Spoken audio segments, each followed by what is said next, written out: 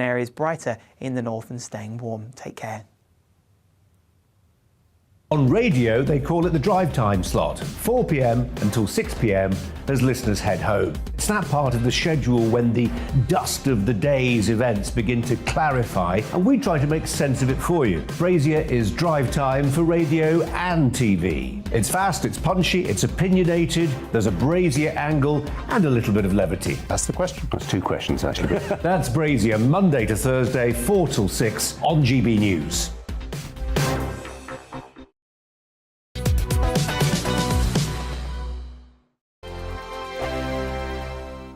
We are GB News. We're right across this great nation. On TV. On radio. On digital. Absolutely everywhere. We don't talk down to you. We embrace all voices with honest and civilised conversation.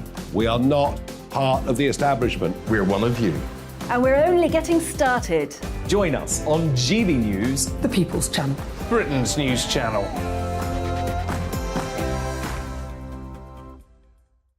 Hi there, it's Stephen and Anne. At breakfast from 6 a.m, you'll always be caught up with everything you need to know, the latest headlines, opinions and debates. We'll bring you the good news and the bad, but most of all, we're here for you. Remember, send in your views and let us know what you would like us to talk about. That's because we're your news channel. And every morning at 6 a.m, it's breakfast on GB News. My name's Tom Harwood and join me 9:30 a.m. every weekday for The Briefing, your one-stop shop for everything you need to know about what's going on in politics today. I wonder if this is a deal that might need to be like the biscuits in this factory, twice baked. Is there not an opportunity here to win out against the extremes? Tom Harwood, GB News. What are you going to do about it? Things should have been done differently, and they certainly are being done differently. Don't miss it. The Briefing with me, Tom Harwood, 9:30 Monday to Friday on GB News. Where would you like to go? Just take me to the studio, please, mate. You know where you're going. I've got a show to do. Friday Night Feast on GB News, 7 p.m. And it's like nothing you've ever seen before. We take a different angle on the week's biggest news stories. The viewers and listeners set me some absolutely mad challenges to do. We tried to rehome a rescue dog. And yes, there's some other wacky stuff in there as well. I feel like I could take on the world. Well, that's that. Friday Night Feast with me, Patrick Christie, every Friday, 7 till 9 p.m. on GB News. Be there.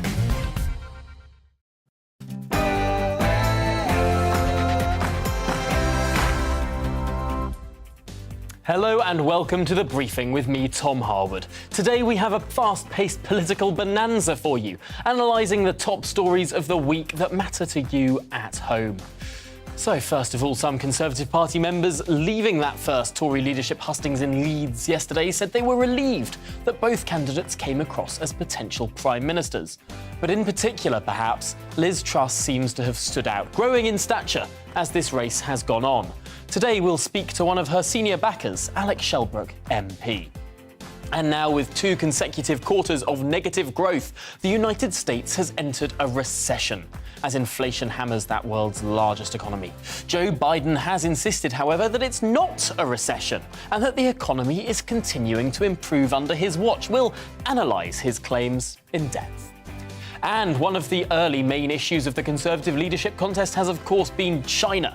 As the Red Dragon's influence continues to grow throughout the world, we'll be discussing how much an issue China might be for the next Prime Minister.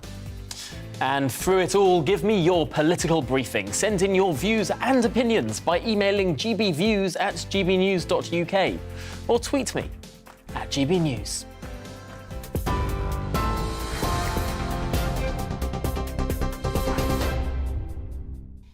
Good afternoon, it's 1 minute past 12. I'm Tamsin Roberts in the GB newsroom with the latest. Lincolnshire police say 2 people have been arrested in connection with the death of a 9-year-old girl who died from a suspected stab wound in Boston. Police were called to Fountain Lane at around 6:20 last night. The victim is yet to be named, but police say her parents have been informed and are being supported by specialist officers. Here's Chief Superintendent Kate Anderson. A 9-year-old girl has sadly died as a result of what we believe to be a stab wound. We've arrested 2 people in connection with the incident. We believe this to be an isolated incident, and we're pursuing extensive lines of inquiry and have committed a number of resources to this investigation. You'll see more officers patrolling the area and we have a high number of specialist detectives who've been brought in to assist the investigation. Former police officer Wayne Couzens has lost his Court of Appeal bid to reduce his whole life sentence for the murder of Sarah Everard. The Court of Appeal has been reviewing the sentences of 5 killers and ruled in Couzens' case the sentencing judge was entitled to impose a whole life order because of the way he had abused his power as a police officer. Well, we can just bring you some breaking news from the High Court, and Colleen Rooney has won the so-called Wagatha Christie libel case. She was sued by Rebecca Vardy over a claim she made on Instagram, accusing Mrs Vardy of leaking stories about her to the media. Well, Colleen Rooney, we're just hearing, has now won that court battle, and we will, of course, bring you the latest from court. Our reporter, Ellie Costello, is at the High Court, and we'll come to her shortly with that breaking news. Liz Truss's campaign for number 10 has received the support of the Defence Secretary, Ben Wallace. It comes after the first official hustings in Leeds last night, in which Liz Truss and Rishi Sunak appeared before Conservative Party members. Speaking to GB News, Ben Wallace explained why he's backing the Foreign Secretary. What you see is what you get. I've sat next to her. She has experience. She was everything from the nation's bookkeeper. She was the Chief Secretary of the Treasury for nearly 2 years in the Treasury. She was, at DEFRA, that's the Farming and Environment Brief. She's been the International Trade Secretary and the Foreign Secretary. She's got a lot of experience. Whoever is going to be the next Prime Minister needs experience, and they need to cover both the threats abroad and the economy at home. She's the only candidate that can do both. In last night's hustings, Rishi Sunak acknowledged that he is trailing Liz Truss, but one of his supporters, Damien Hines, told GB News that people are persuaded to back the former Chancellor once they meet him.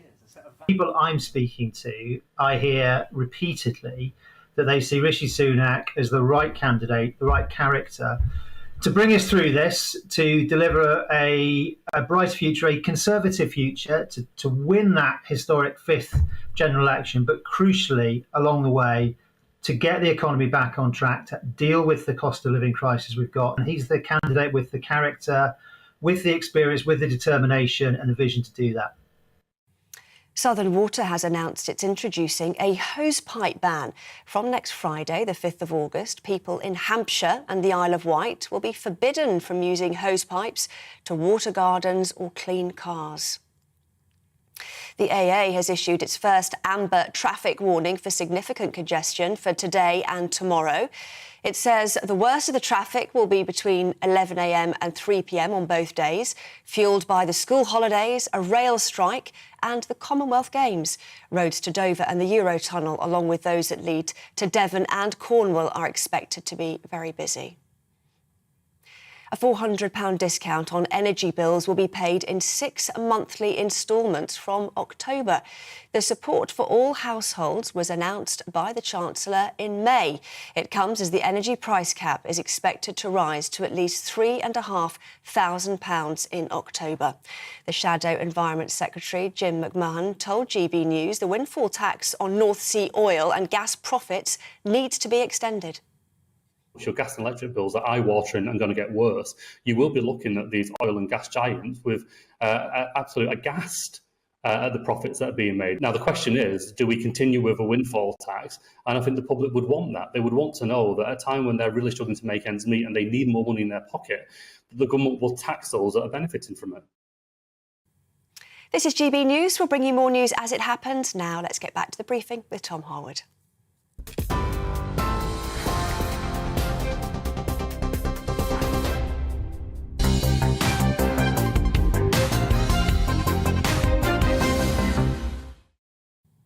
Very good afternoon. My name's Tom Harwood and this is The Briefing here on GB News. Now, Liz Truss and Rishi Sunak have faced a grilling from voters over the first official hustings with Tory members in Leeds. Yes, the candidates were quizzed separately on a vast array of policy areas as their predictions for the Women's Euro 2022 final as they sought to woo northern voters in the race for number 10. Well, let's talk, hopefully, about some more substantive issues than who wins a certain football match with the Conservative MP Alec Shelbrooke. He's backing Liz Truss to become Prime Minister. And Alec, I suppose, One of the really interesting points of this contest has been perhaps less to do with policy and more personality. I have been fascinated in how Liz Truss has been performing, how her oratory has developed, how her stage presence, frankly, has developed since that first Channel 4 debate right up until last night in Leeds. It's like we're watching a completely different person. Well, Tom, there's no doubt that that Liz's performance are getting more confident, and I think there's something very important about this, Tom, is that when we went into this contest together, we were clear that we wanted to make sure we focused on policy. And Liz is very much a policy person who's delivered on policy throughout. And as she said in one of the interviews, she knows that she's not the slickest performer. She also realised that she needed to work on that, which she's been doing. But her focus has been on policy. Now, in the other camps, I'm not hearing a lot of policy. I'm hearing a lot of platitudes. I'm seeing a lot of smoothness and spin. Liz still, and I was there last night in the audience, and there was still far more talk about policy than there was platitudes. Yes, that's been a very interesting point, because to some extent, this leadership contest, unlike 2019, when it was pretty much single-issue Brexit, and indeed 2016, when it was all about Brexit as well, to some extent, this is the first time the Conservative Party has had an opportunity to think about what it is for, really, since 2005, since David Cameron became Conservative Party leader. And there are these two competing visions of conservatism. Rishi Sunak believing that balancing books matters more than a smaller state or lower taxes, and Liz Truss suggesting that lower taxes and higher growth matters more, potentially at least in the short term, than balancing the books. Would you say that that is a fair characterisation of this race? No, I don't think that's too far off, Tom. I think that what Liz has said is that the consensus of the last 20 years has not worked in the way that people think it would have worked, and therefore it's time to make a full change. What Liz is also saying, which I think is fundamentally important, that we haven't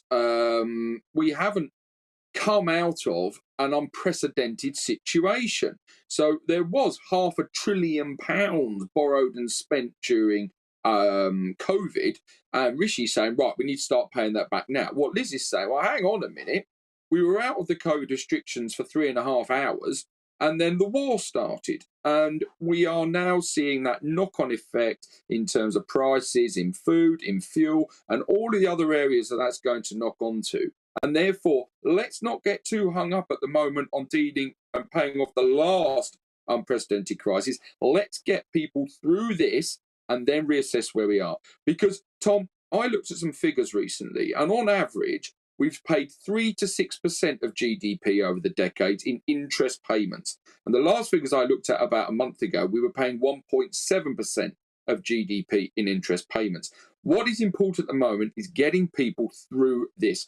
We've just seen in the top of the hour, Tom, about energy prices. People are really scared about this. And Liz is the one saying, I recognise this. I recognise we've got to stop taking your money away and recognise that this is not normal times. And with the other camp, with Rishi's camp, I just don't think they're recognising that.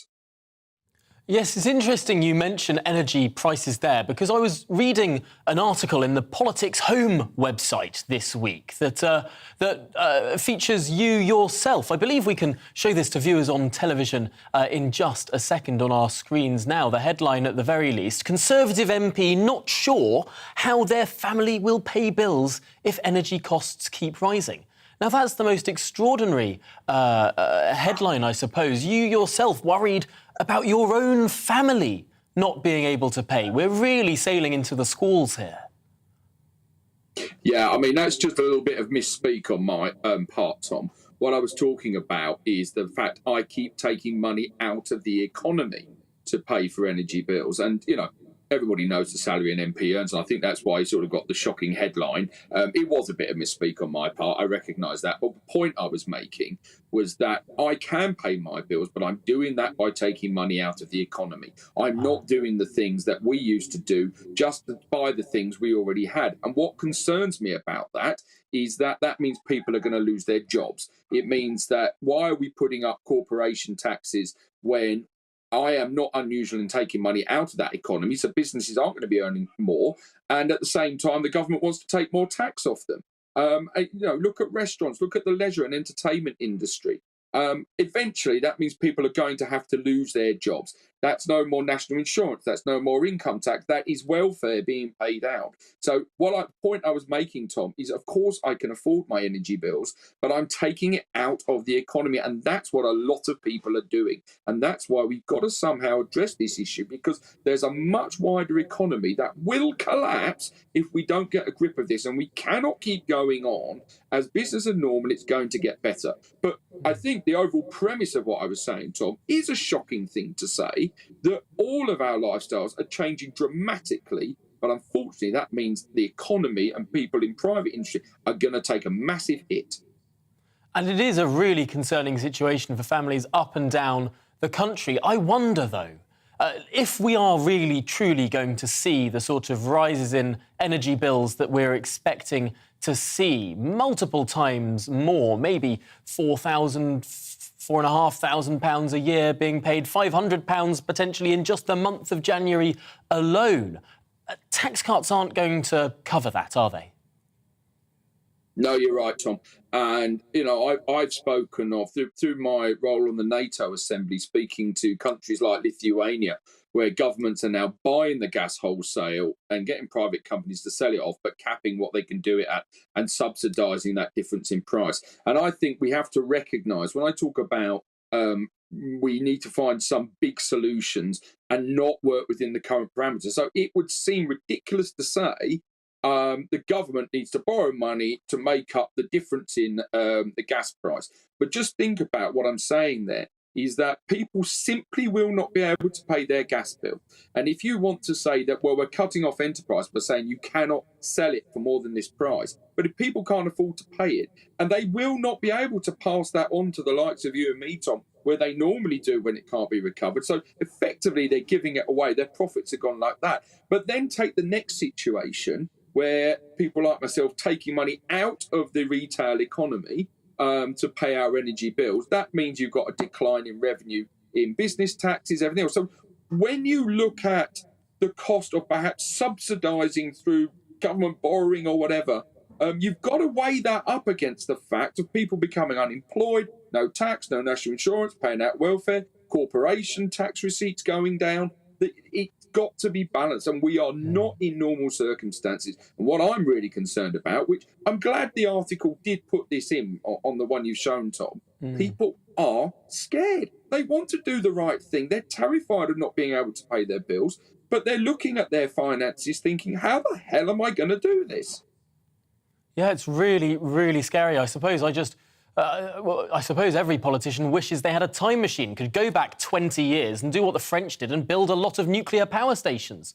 Or perhaps, heaven forfend, have started what the Americans did and extract our own gas that's sitting below our feet. It feels like there's been decades and decades of policy failure on generating domestic supplies of energy, which leaves us at the whim of international markets. I'm afraid we're going to have to leave it there, but Alex Shelbrooke, thank you so much for joining us. It's been a really, really interesting conversation there on the leadership and on other issues too. Well, the next Prime Minister should cut red tape for housing, childcare and energy to counter spiralling costs for households. That's according to the Institute of Economic Affairs.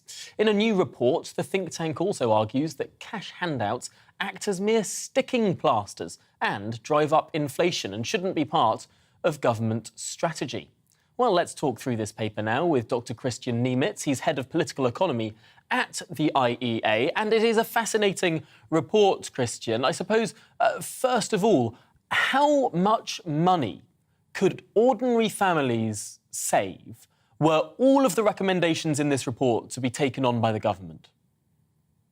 Well, quite a lot. We've come up with a model figure of around £9,000 per year. Now, this is just to show an order of magnitude. This is, of course, this will differ from household to household, but we're talking about substantial figures. That is the short summary. In housing, in particular, we could quite easily knock more than a third of the total cost of housing. In childcare, similar proportions. There it could be between a third and maybe 40%. The cost of nanny state measures, the cost of lifestyle choices that the government disapproves of, that is mostly driven by policy. That is not the cost of the actual products, that is punitive taxation. In energy, the government policy is inflating costs through the green agenda and some of the things that you've just mentioned in the previous segment. So we're talking about substantial numbers. Cost of living crisis doesn't come out of nowhere. This is to a very large extent under the control, or something that policymakers could control. So let's look at these issues one by one. And an issue that has come up this week, of course, is housing. We've heard that Rishi Sunak wants to stop more houses being built on fields and only being done on brownfield land. I don't know how realistic that is, but your paper is suggesting quite the opposite, that there needs to be some deregulation in this sector in order to make housing more affordable. Yes, absolutely. And this is an area which is really ripe for reform and has been for a long time. Brownfield, that is one of those policy myths that just will not go away.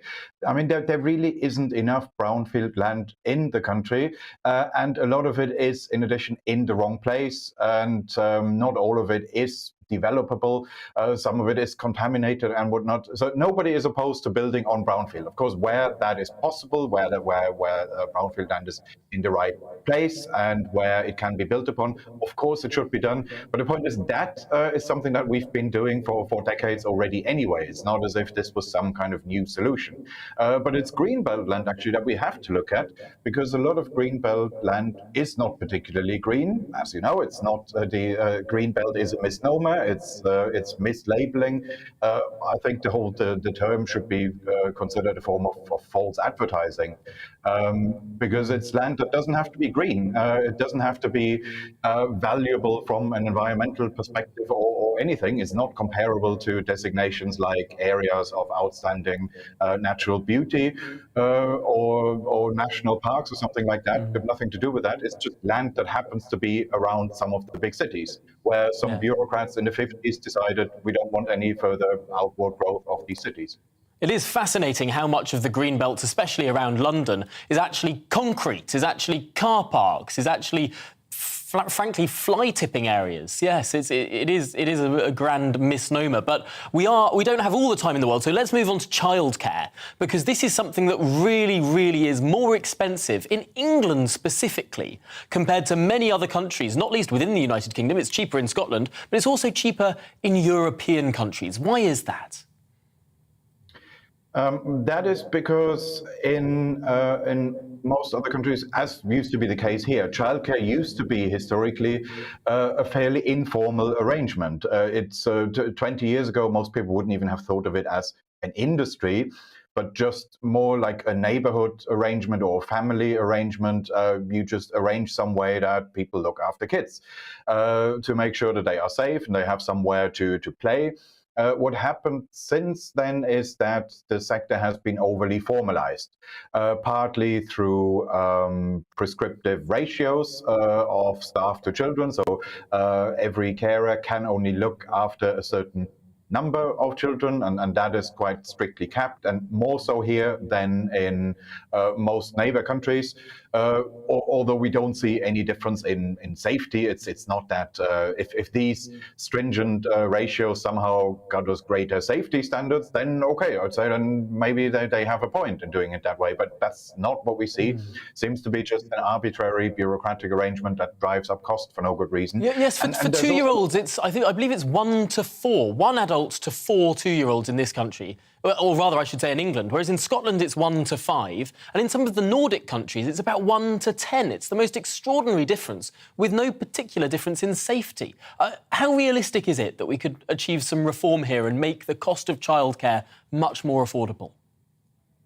that is not even unrealistic. I think this was already briefly tried in the coalition years. It's just that the Liberal Democrats at the time were opposed to that, and that's why it didn't happen. But this is not a political taboo subject. In other areas, you run up against greater political constraints, but this isn't something which would in itself be unpopular. So I can't see why that shouldn't happen. And then there's of course also the issue that over time we've turned childcare into effectively a part of the education system, which it wasn't historically. It used to be more like a safe, supervised playground. It didn't have to be a place where you learn a great deal. I mean, that's for later. You can that's for primary school. But that means that a curriculum has been imposed on the sector, and that's also something that drives up costs. But again, I can't see why that should be unreformable politically. It is remarkable in so many areas there's such low-hanging fruit where the government could simply get out of the way, or at least step a little bit more out of the way than it is right now, and reduce the costs for so many families struggling right now. I really wish we had more time to go through every single issue. It is a fascinating paper, and I recommend that everyone does go and seek it out on the Institute of Economic Affairs website. But for now, Christian Niemitz, thank you very much for joining us here on The Briefing this afternoon. Appreciate your time. Well, coming up, we'll be in Boston. We'll be talking with GB News Home Affairs editor Mark White on the awful case of the girl dying with suspected stab wounds. Before that, a short break.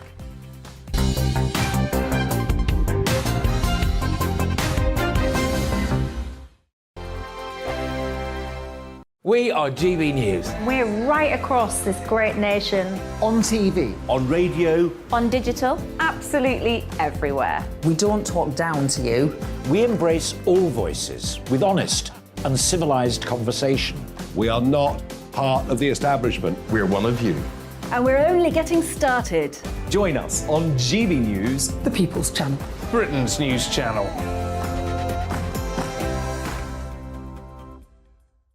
Hi there, it's Stephen and Anne.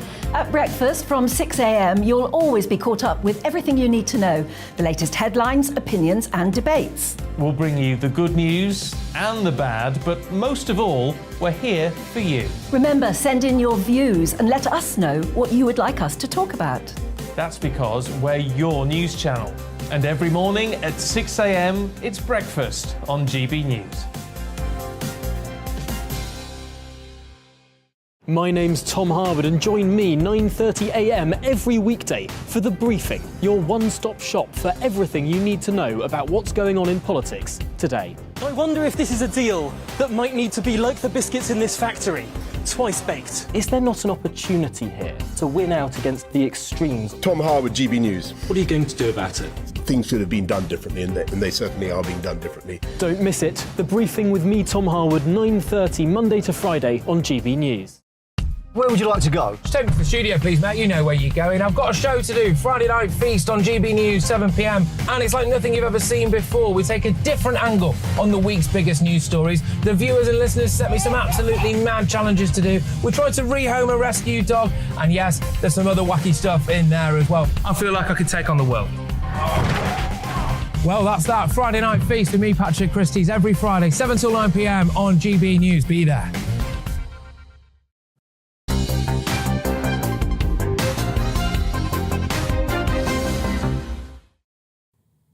Welcome back. Well, 2 people have been arrested after a 9-year-old girl died from suspected stab wounds in Boston, Lincolnshire.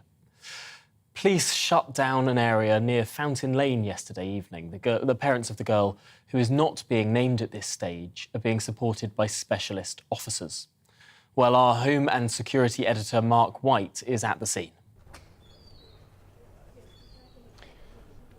Good morning to you, Tom. As far as the investigation is concerned, we have had the police forensics teams erecting another forensic tent there this morning. They were here overnight. They're back today as they continue what is a painstaking, methodical search for clues as they piece together the events that took place just after 6 p.m. in the evening yesterday, a horrifying sequence of events where this 9-year-old girl suffered a stab wound or stab wounds, of which of course she died at the scene. Now, the significant development relayed to us a couple of hours ago by Lincolnshire Police Chief Superintendent Kate Anderson, the East Area Commander for Lincolnshire Police, was that 2 people have been arrested in connection with this young girl's death. She is not at this stage willing to give us any details about the age or sex of the 2 people who have been arrested, so some key details still to be filled in there. But this is what the Chief Superintendent told us a little earlier about the steps that they were taking to try to help reassure people understandably shaken here in Boston Town Centre. Committed a number of resources to this investigation. You'll see more officers patrolling the area, and we have a high number of specialist detectives who've been brought in to assist the investigation. As I've said, we do believe this to be an isolated incident, and we're not yet in a position to name the victim. Their welfare and the welfare of those who she knew is a priority for us. We would ask the media to respect the family's rights to privacy at this difficult time. We would also ask that people refrain from speculating on social media on what is a desperately sad situation and also a live investigation. Both the public, the police and her family will want this investigation to hold those responsible to account. If people do have information, then I would appeal for any witnesses or people who may have been in the area at the time or people who may have dashcam footage to contact the police on 101, quoting incident 419 of the 28th of July 2022. Now, as part of that reassurance message, the Chief Superintendent said that they believe at this stage that this was an isolated incident and there is no wider threat to the community. Having said that, as I say, there still are some key details that haven't been filled in yet on just who the people are that have been arrested, when they were arrested. Are there any other potential suspects still out there that may be arrested in the coming hours or days ahead? That kind of information we don't know as yet. Just the reassurance message from the police that they believe that this was an isolated but of course horrifying and tragic incident that took place here just after 6 o'clock yesterday evening. Mark White, thank you so much for bringing us that really, really tragic and concerning story. Really appreciate such a thorough report and what must be a distressing time for the people of Boston. Well, after the break, Liz Truss and Rishi Sunak have been clashing over who is toughest on Beijing. We'll speak to an expert on China to hear his take on who's winning the battle. Before that, a short break.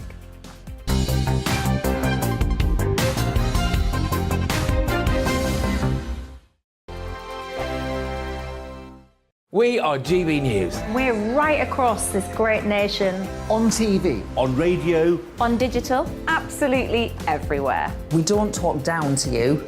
We embrace all voices with honest and civilised conversation. We are not part of the establishment. We're one of you. And we're only getting started. Join us on GB News, The People's Channel. Britain's news channel.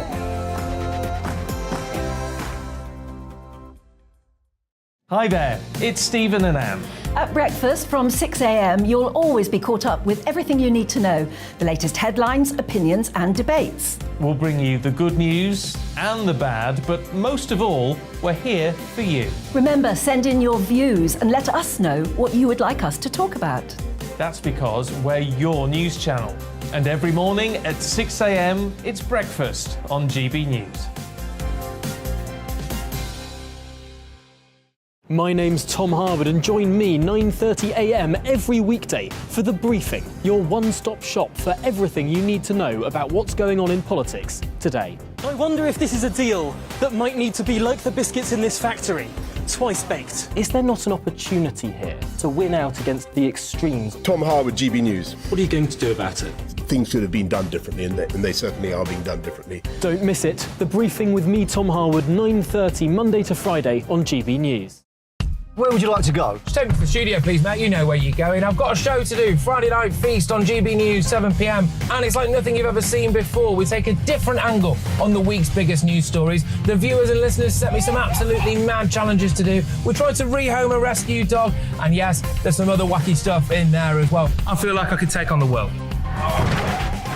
Well, that's that. Friday Night Feast with me, Patrick Christie's, every Friday, 7 till 9 p.m. on GB News. Be there.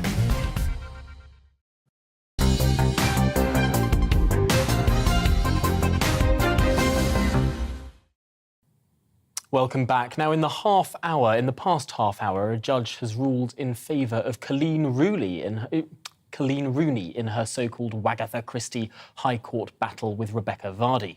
Mrs Vardy had sued Mrs Rooney over a claim the latter made on Instagram, accusing Mrs Vardy of being the source of leaks about her to the media. Well, Colleen Rooney has now won the libel case. Let's cross over to our GB News reporter, Ellie Costello, who is at the High Court and has been following this case for what seems like an awful long time. So, Ellie, remind us of the case, what's been going on and what's happened today. Well, hi, Tom. Well, this was the social media whodunit that captivated the nation and social media and led to a 7-day trial here at the High Court in May.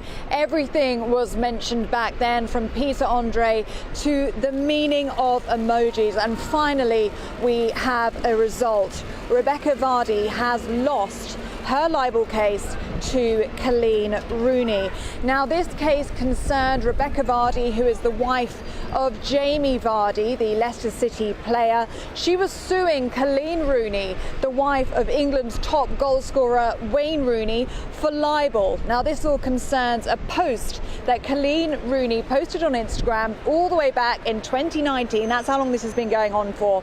And in that post, she said that Rebecca Vardy's account had been leaking stories about her to the Sun newspaper.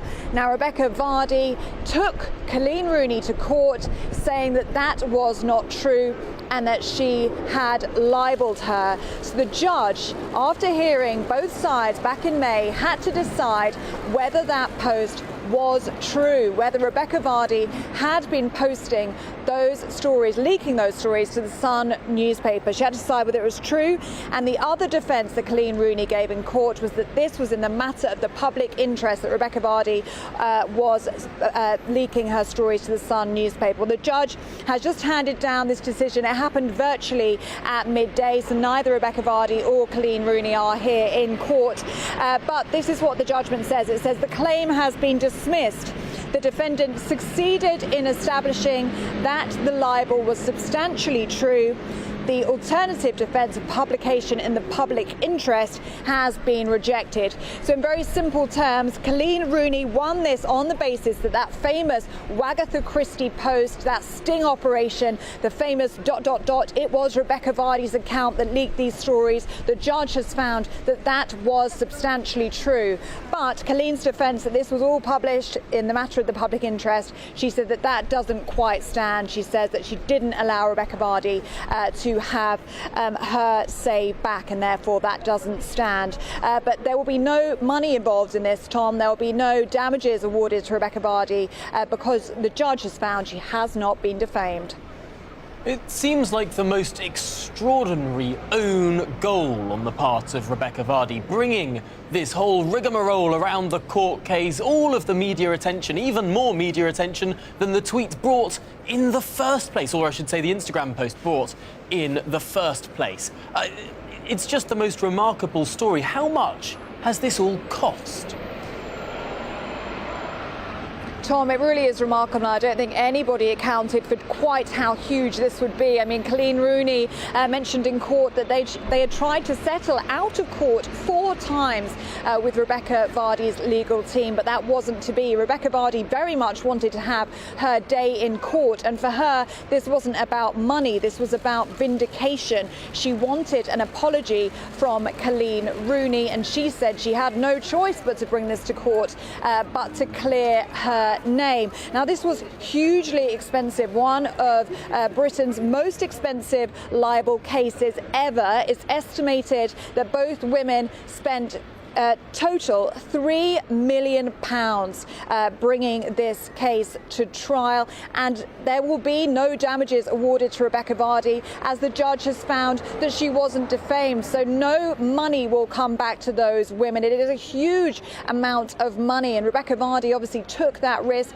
hoping that it would pay off, hoping that the judge would find that post about her was libelous, that she would have her name cleared and she would be awarded damages. That risk did not pay off. Instead, I think what we're going to see, Colleen Rooney has signed with Netflix to do her own film with them. We also know that Rebecca Vardy has signed up to do many interviews on the subject as well. So a huge amount of money has been spent on this, but I don't think, Tom, this is the last we're going to hear of this case. There's also going to be a drama unfolding on Channel 4 where there will be a series, three-part series on what happened here. It is a case that absolutely took the country and social media and the tabloid newspapers by storm. And Tom, it's not the end of this story. It's extraordinary that there's all of this, I suppose, all of this drama to come off the back of it. I suppose it does raise the question whether these people were actually treating the legal system how it's meant to be treated, or were using this all for a bit of PR, for a bit of publicity. I suppose that remains to be seen and potentially litigated another time. But for now, Ellie Costello, thank you so much for bringing us that story. It is the most fascinating and extraordinary one. Well, now to Northern Ireland. Belfast Pride is back and bigger than ever. Yes, starting on July the 22nd, the 10-day celebrations have seen over 135 events take place across the city, with the theme Community United in Diversity. All events have been leading up to the main Pride Parade on July the 30th, where the city will be full of colour as thousands of people take to the streets to stand for Northern Ireland's LGBTQ community. Well, joining me now is GB News Northern Ireland reporter Doogie Beattie, who's got more on this. Well, hello, Tom. Good afternoon to you all, and welcome to Customs House Square here in Belfast. At 1 o'clock tomorrow, the parade will take place, leaving from just the end of the square. And then there's a concert here at 2 o'clock. Now, this is the 31st Pride. That is some achievement in Northern Ireland, considering that 25 years ago, Northern Ireland, especially Belfast, was a very, very different place, a very violent city at that stage of the game. And they have really earned their place inside the events calendar of Northern Ireland. I spoke yesterday with John O'Doherty, who is the co-chair of Pride. So excited to be returning to the streets of Belfast. It has been almost 3 years since we were on the streets, since we were all able to be together, to celebrate together. We're so happy to be back at our in-person festival. There's been quite a lot has happened over that time. Not least of all, we unfortunately missed our 30th anniversary last year for Belfast Pride, but also we saw one of the biggest changes for LGBTQI plus people, which was the introduction of equal marriage, something we haven't been able to celebrate properly because of the pandemic, and something I can guarantee will be hugely celebrated this weekend. I mean, it was definitely a slow build. You know, in the early days of Belfast Pride, it was very much only community-based LGBT organisations, bars and venues. But over the last 30 years, we've seen that slow rise of different organisations getting involved, whether it's the Public Health Agency, the Police Service of Northern Ireland, some of our big corporate organisations like City and Barclays and Allen and Overy, or indeed some of our very small local Belfast businesses who some will be marching for the first time, some will be marching for over a decade. Belfast Pride is there for absolutely everybody, and so long as you believe what we believe, that LGBTQI plus people should be treated equally under the law and should be celebrated as part of our society, then we want you to be part of Belfast Pride. Well, there you go. Belfast Pride is well underway, and it has had 10 days of events throughout the city. Over 100,000 people have been brought into Belfast, spending their hard-earned cash and filling those hotel rooms in the hospitality sector. Behind me you can see the stages being built, the PA systems back in place. These companies have had it extremely tight over the pandemic, some actually going to the wall throughout the UK. So events like this are very, very important, and I will be spending up to Christmas looking at how much is spent on each of these events, how that's handed out, and what returns we get for footfall on them. Basically, we want to know, are we getting value for money as taxpayers? Because this event, like some of the rest, is about 90% privately funded. Really interesting stuff there. Doogie Beattie, thank you so much for bringing it to us. Good to see what's going on in all corners of the United Kingdom this summer. Well, now, moving on, Joe Biden has insisted that the US is not in recession, despite official figures showing the world's biggest economy has indeed shrunk in 2 consecutive quarters. Now, that's the official definition of a technical recession. The US president said the downturn was, quote, no surprise, pinning it on waning momentum and the Federal Reserve's efforts to curb inflation. But just how much can we trust the word of Joe Biden here? Joining me in the studio is GBNews economics and business editor Liam Halligan. Now, Liam, forgive me, it's been a while since I did A-level economics, but I was taught that 2 consecutive quarters of negative growth is a recession in the eyes of economists. Am I wrong? Well, I'm a bit longer in the tooth than you, Tom. When I did my economics A-level and a succession of economics degrees at each juncture, I was also taught that a recession is 2 successive quarters of negative growth. 6 months, if you like, of economic contraction. And that's what's happened in the US. In the first 3 months of the year, the US economy shrank by 1.6% compared to the first 3 months of 2021. And in the second quarter, we just learnt yesterday evening our time that the US shrunk by another 0.9%. Now, that is a technical recession, whatever Joe Biden says. Pretty much the only argument he's got, because he doesn't want the recession headlines, I think, in fact, by having this row about use of word is, we're talking about it more, right? But he could say, and his advisors, so-called, do say, oh, but unemployment's low. It doesn't really feel like a recession. We didn't think we were going to be in recession.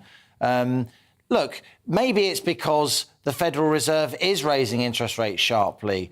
Yesterday, the markets were responding, digesting to another 0.75 percentage points, a 0.75% increase in the Federal Reserve basic rate. That's the US central bank. They've now raised rates 1.5% in 2 months. That's very, very aggressive, tackling inflation. Still very low in historic standards. Yeah, it is. It is. Interest rates are still very low by historic standards. And I think that Fed interest rate increase will be followed by the Bank of England next Thursday, perhaps with a 0.5% or even 0.75% increase.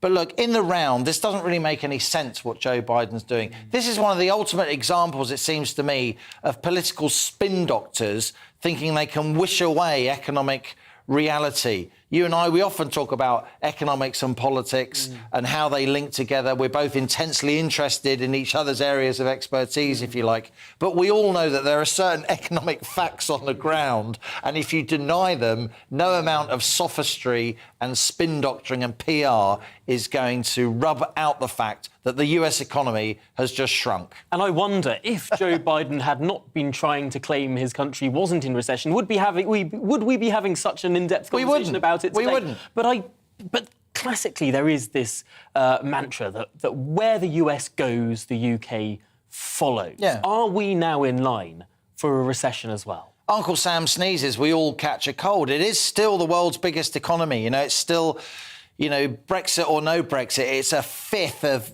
British trade. It's our biggest single country trading partner easily.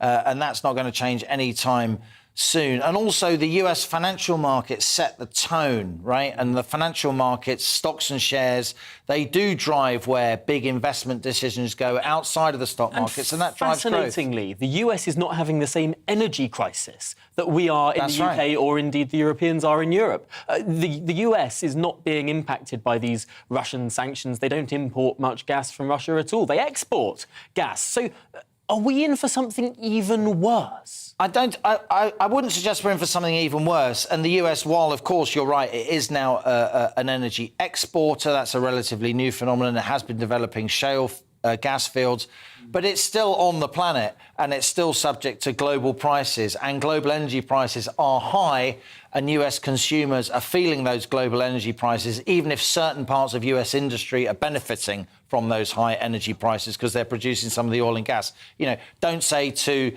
US motorists as we sort of go into the Thanksgiving driving season this autumn the Labor Day driving season this autumn that gas that they put in their car, petrol as we call it, isn't expensive, because it is relatively more expensive, even though the level might because it is expensive. Yeah. But in the UK, it's not all doom and gloom. We mustn't talk ourselves into a recession.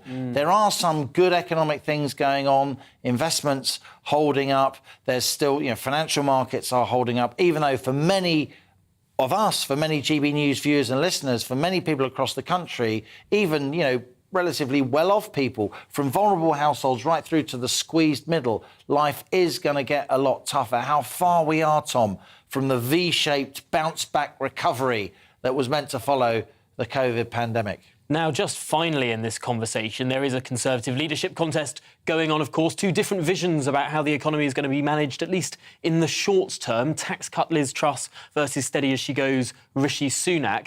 Which vision, in your mind, is most likely to avoid a recession in the near term? I think in the near term, the vision that's most likely to avoid a recession is to implement some tax cuts, or for the most part, Liz Truss is saying, I'm just not going to increase taxes the way Rishi wants to. He's already, legislated for a corporation tax increase next year from 19 to 25%. Right. Well, I'm not here to endorse any particular candidate, but it does strike me, all other things being equal, that's not going to help growth, And if you run a family kebab shop, you pay corporation tax. If you're a plumber with a van and a couple of mates who work with you, you pay corporation tax. This isn't just big business.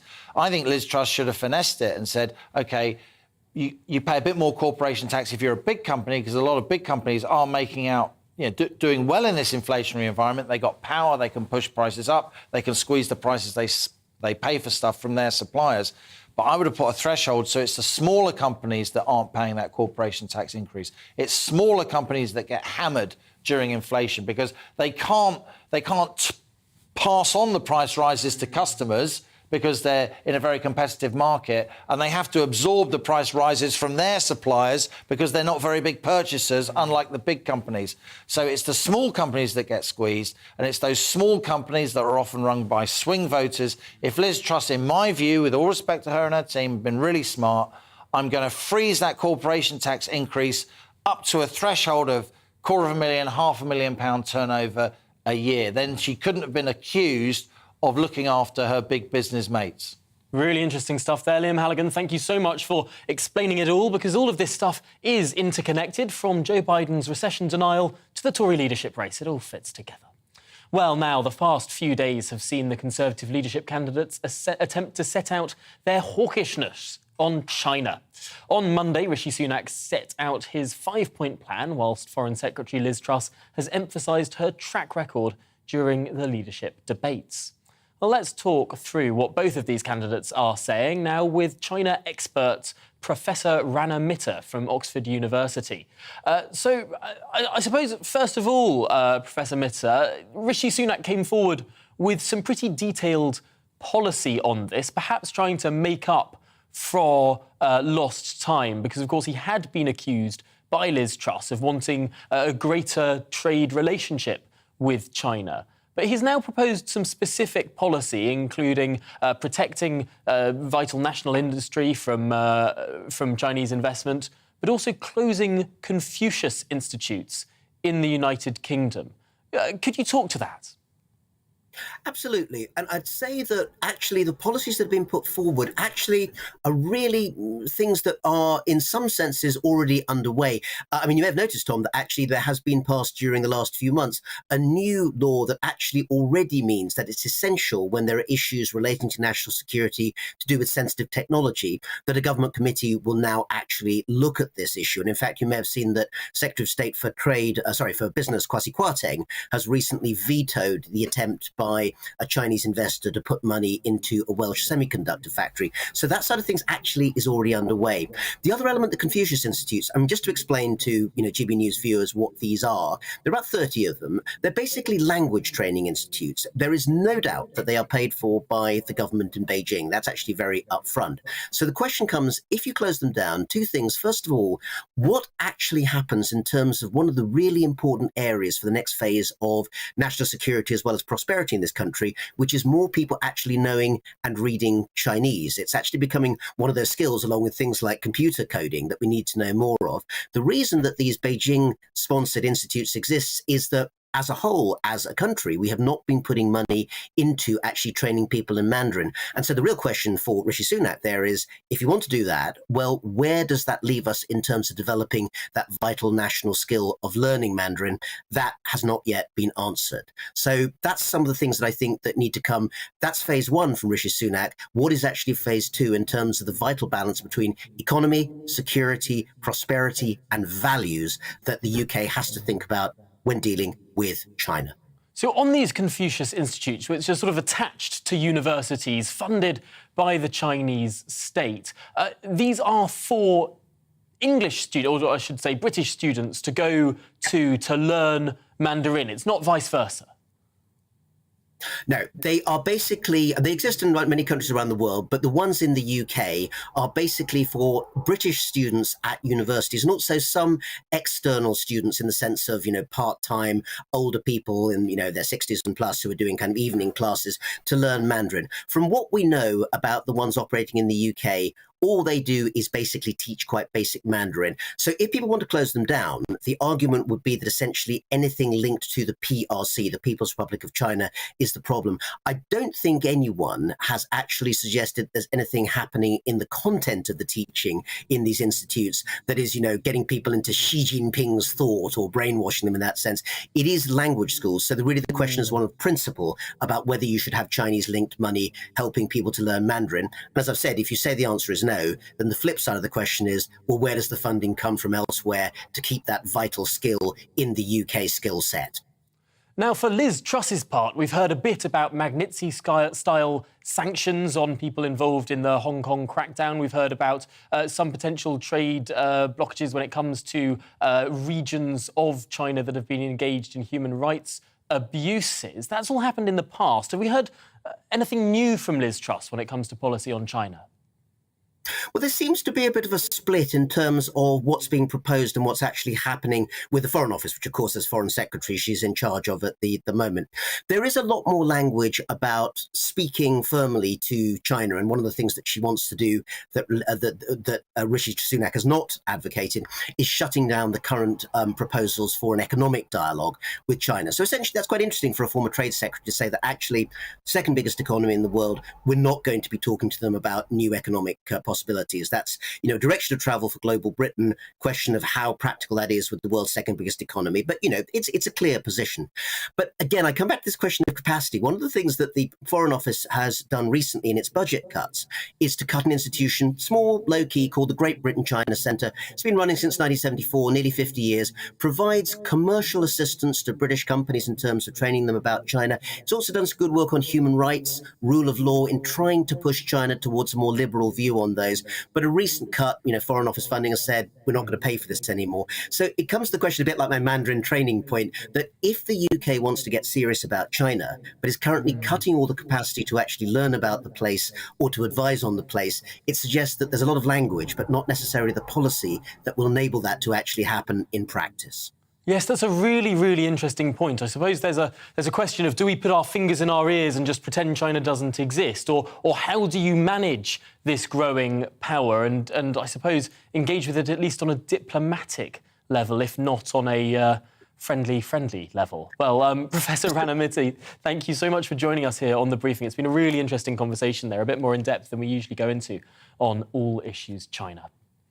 Well, we have time for one little thing before we go. The former British ambassador to the United States, Sir Christopher Meyer, has sadly died at the age of 78.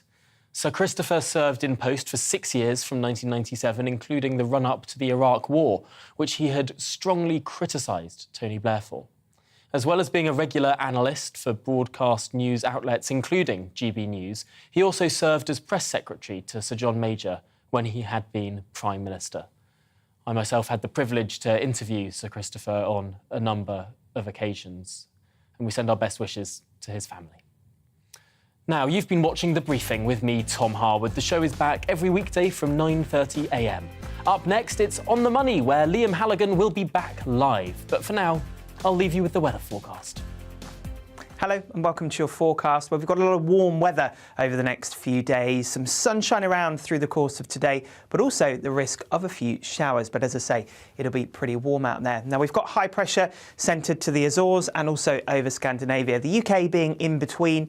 Not many isobars means those winds are light, and that adds to that warm and humid feel that we'll be seeing over the next couple of days. Now, through the rest of Friday morning into the early afternoon, we've got some heavier rain affecting northern parts of England, but this will tend to break up into showers and they'll stretch up across many northern parts of England and also eastern Scotland. 1 or 2 showers for North Wales, but elsewhere, plenty of sunshine, the best of this towards the south, and with very light winds and strong sunshine, we'll see highs of 25, perhaps to 28 degrees Celsius. And it stays warm and humid through this evening. Most of the showers fade away, but then we do see this weather front pushing in across western Scotland, getting into Northern Ireland, northwest Wales and the far north of England as well. Some quite heavy rain through the night here, but it stays dry further south with some clear spells, but a very warm night to come. Temperatures in the mid-teens nationwide.